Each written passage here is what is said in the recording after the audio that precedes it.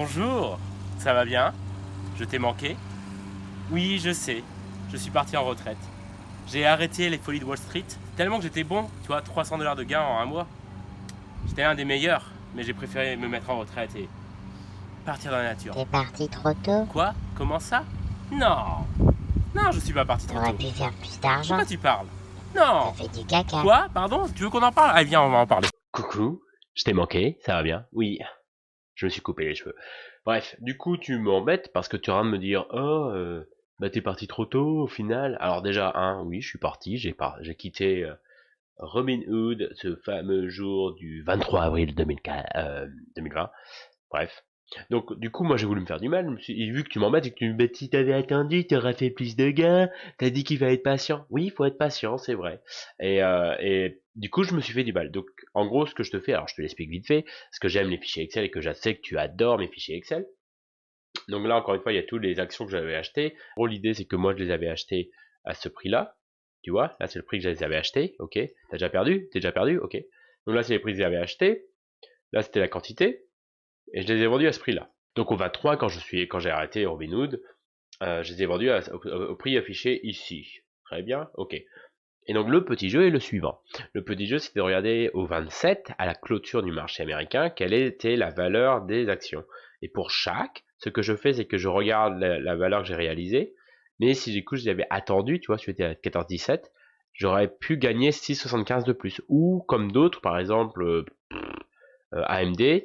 AMD, il a fermé à 56,49, moi j'avais vendu à 57,06, j'aurais perdu 1 $. Bref. Donc je vais pas aller à travers tous les détails, mais j'essaie juste de t'expliquer que là j'aurais fait par exemple 64 $ de gains supplémentaires si j'avais attendu un jour de plus. C'était le 27. Je regarde, attends, on s'en fout. Donc comme je te disais, si j'avais attendu, j'aurais pu réaliser ces gains supplémentaires si j'avais tout vendu au moment de la clôture, à 4 heures. À 4 heures, quoi. Bref. Du coup, j'ai continué à faire ça. Alors, tu m'excuseras, le 28, j'ai fait à l'ouverture, pas à la fermeture, mais pour donner une idée, j'ai fait pareil, et j'ai fait pareil le 29, et j'ai fait pareil le 30, et là, t'as peut-être voulu voir des sommes.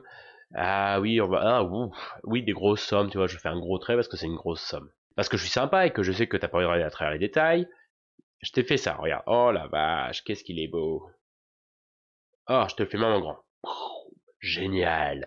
Donc en gros, ce que j'essaie de t'expliquer là à travers cette figure, c'est que si j'avais attendu par exemple de tout vendre le 29, j'aurais fait wouhou 300 $ de gains supplémentaires. Waouh, j'aurais doublé les gains que j'avais fait.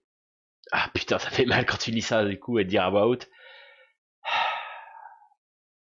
Maintenant, comme tu peux voir, si j'avais été gourmand, parce qu'après c'est ça qui est intéressant, c'est qu'après il faut aussi jouer le jeu de ouais, mais maintenant, est-ce que j'aurais vraiment vendu? Tu vois? Genre, j'aurais doublé mes gains. Je serais à 2000, quasiment à 3000 $. Et tu dis, ah, attends, je vais attendre. Je vais attendre. Ah ouais, j'y attends. Et là, tu te rends compte que tous les gains que tu pensais avoir réalisés ont disparu en l'espace de 2 jours. J'aurais pu faire plus. Tu peux toujours faire plus. Mais tu peux surtout faire moins. Enfin là, ce coup-ci, une fois que tu sais ce qui s'est passé dans le passé, et ben là c'est facile, tu sais, de juger, de dire ah bah t'aurais dû attendre, ah t'aurais pu faire telle chose. Et donc maintenant la réalité c'est est-ce que j'aurais vraiment conservé toutes ces actions aussi longtemps? Parce que je te rappelle que j'avais 3 stratégies. Il y avait la stratégie que je me rappelle plus le nom. J'avais la stratégie grand-père qui est on garde et on attend. Et j'avais la stratégie poney. Et là, typiquement, je vais te montrer 3 exemples. Je vais te parler de Oxy. Oxy, on avait une idée fixe. Oxy, on avait l'objectif, c'était d'arriver à 18 $. Glouglou, on l'avait acheté à 11,85 et le but c'était de le laisser monter jusqu'à autour de 13 et revendre et attendre qu'il retombe. Parce qu'on avait un bel cycle comme ça. Bref, donc voyons ce qui s'est vraiment passé à travers les figures. Les figures de Webull. Petit 1, histoire de se sortir un peu mieux et sortir ça de mon sac. Donc, UCO. L'erreur, celui qui m'a goûté 200 $. Voyons ce qui s'est passé. Donc le machin était tombé là, je l'ai vendu ici, il a pseudo remonté, je t'avais dit je t'aurais pu récupérer 30 $, j'ai déjà perdu 200 $, donc à celle-là, voilà, hein. Bref, et après le machin il s'est vautré, hein, comme il faut, autour de 11-12, et depuis le truc caca là, hein, et ben il est resté en dessous de 14. Donc j'ai bien fait de le vendre là. Alors tu me diras, mais non, mais t'avais qu'à le vendre là. Non, je te rappelle, je pouvais pas le vendre à ce moment-là. Si je voulais, j'aurais pu le vendre. Mais j'aurais bien aimé, mais je pouvais pas. Bref. Autre discussion que je vais avoir avec toi, parce que soyons francs, soyons honnêtes, hein, on est entre nous. Réfléchis à ce qui s'est passé. Donc, la semaine dernière, donc je suis là, je me fais, ça faisait 2 semaines que je me faisais un peu taper dessus, à part les marchés, mes positions elles étaient compliquées, et j'avais fait la grosse erreur de prendre ce machin dont je t'ai juste parlé. Bref, tu connais l'histoire. Et en fait, il y a un truc aussi que je m'étais pas forcément rendu compte à l'époque, peut-être qui a fait que j'avais pas envie d'attendre une semaine de plus pour vendre mes positions. J'avais pas envie de prendre le risque. C'est que, en fait, au moment où j'ai commencé, donc là on est au début avril, maintenant ça fait un mois, donc j'avais commencé le 26 avril, et j'ai commencé à t'en parler de ce que je faisais le 9 avril. Je crois. Bref. En fait, faut vraiment voir ça. Donc Delta, c'est bien, parce que Delta, tu vois bien qu'il y avait cet effet cyclique un peu. Et ça, c'était autour d'une semaine. Ça, c'était à peu près, enfin, c'était l'histoire de 3-4 jours, tu vois. Et du coup, je passais pendant ça là, je pensais des trucs où j'étais, ah, trop bien. Il y avait un moment, il y avait du coup Oxy qui était moins à 18 $, j'arrivais à faire des bons gains. Puis des fois, bon, bah, il fallait être patient, il fallait prendre son truc, t'encaisser, puis t'as remonté, etc. T'as remonté, t'es content. Donc j'avais tout cet effet de, ouh, tu sais, de montagne russe. Et en fait, ce qui s'est vraiment passé, je pense, donc encore une fois, je me suis barré ici. Et ben, honnêtement, c'est vrai, je pense qu'il y a eu cet effet-là. C'était très long et il y avait plus de oh, tu sais, t'as l'impression que tu es sur une pente glissante et tu fais que tomber et tu te remontes pas. Et je pense qu'il y a eu un effet d'usure. Mais maintenant, donc je reviens sur ta question de ah, mais du coup t'as loupé ces gains. Bah, tu vois, honnêtement, Delta c'est une action que j'aurais pas vendue. Elle serait montée à 27, j'aurais été content. Je me suis dit ah bon, ça va aller. J'aurais pas vendu. Là, elle est retombée à 24, donc j'aurais réalisé aucun gain parce que mes coûts moyens étaient autour de 24 $ de cette action. Mais c'est une action typiquement j'aurais pas vendu. Ok, autre exemple. Alors maintenant on va zoomer sur 5 jours. Glou glou. Alors Glouglou, je te rappelle, je l'avais acheté autour à 11,83. Et moi, je dis avec Glouglou, c'était le revendre quand il est arrivé autour de 13. Donc ce qui est à peu près. Donc en gros, ma ligne d'achat, c'est cette ligne bleue, enfin orange ici. Alors il y a plusieurs lignes, je t'expliquerai un jour. Mais en gros, mon objectif, c'est de vendre au moment bleu. Et donc tu vois bien que dès le 28, le machin, il est monté quasiment à 14 $.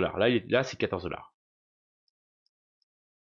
Et là, tu me dis, bah, ouais, mais après, il est monté à 17. Et là, tu me diras, ah bah ouais, trop bien, t'aurais fait tellement de gains, parce que t'en avais acheté 10 actions, j'aurais peut-être pensé à acheter 20, donc j'aurais réalisé un solide, là c'était un solide 5 $ de l'action, donc c'était 50 $.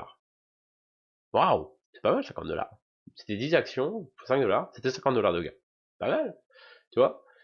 Mais honnêtement, la vérité, tu vois, je l'aurais peut-être vu le matin monter à 14h30, j'aurais peut-être vendu. J'aurais peut-être vu commencer à descendre, j'aurais fait, ah non, c'est bon, j'ai fait du gain et je me casse.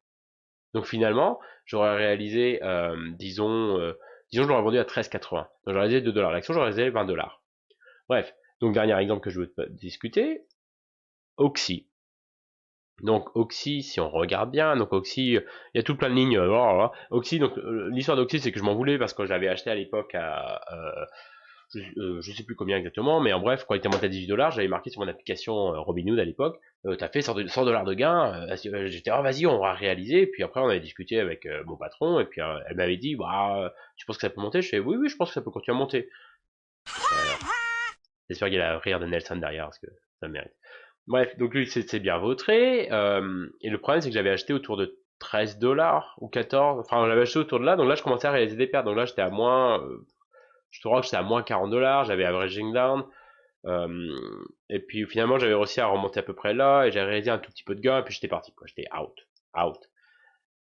Et, et tu vois, donc c'était quand même une longue période, parce que c'est à peu près toute cette période où j'étais vachement patient avec ce stock. Sur 9 jours, bon. Et je pensais que c'était cette semaine-là où il serait remonté, d'où l'erreur avec, bon, bah, tu connais l'histoire. Et finalement, Coco est bien remonté, quoi.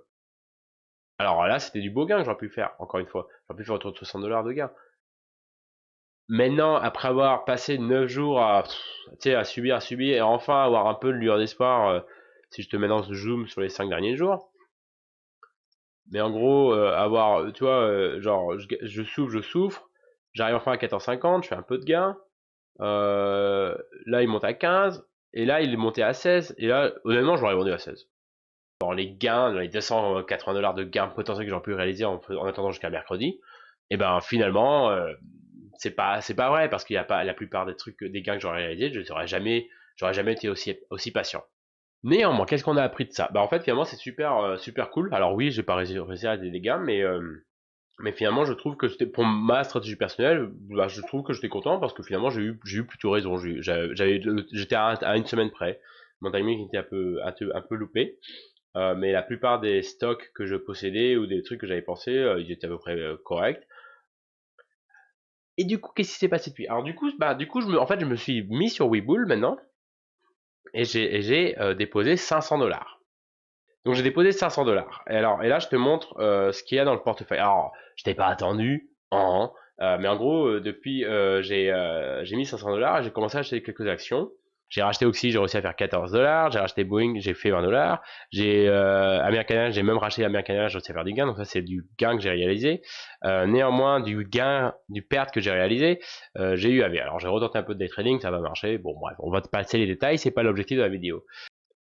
Donc ce que je te propose, c'est que je te ferai des petites vidéos comme là, quand tu vas te réveiller, tu viens de te réveiller, et que là tu étais en train de prendre un petit déj, et là, pouf, petit message, 10h du matin, une petite vidéo. Et ben, ce sera le nouveau format, ce sera que tous les dimanches, j'essaierai de faire une petite vidéo où je t'expliquerai ce que j'ai fait de la semaine, ce que j'ai pu apprendre, ce que j'ai pu observer, et puis t'en fais ce que tu veux.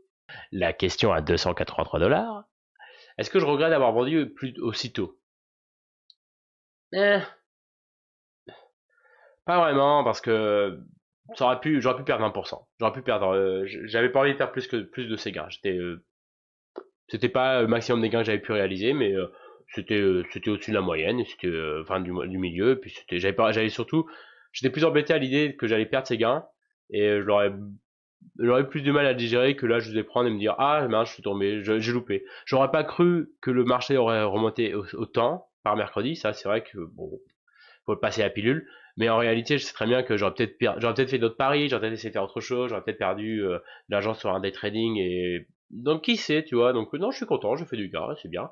Et là, on va commencer avec un plus petit portefeuille, puis on va voir jusqu'à où on peut l'emmener. Allez, on se laisse, on se voit dimanche. Donc allez, bon vendredi, à dimanche. Ciao. Merci d'avoir regardé cet épisode. N'hésite pas à t'abonner et on se retrouve dimanche. Allez, bon dimanche.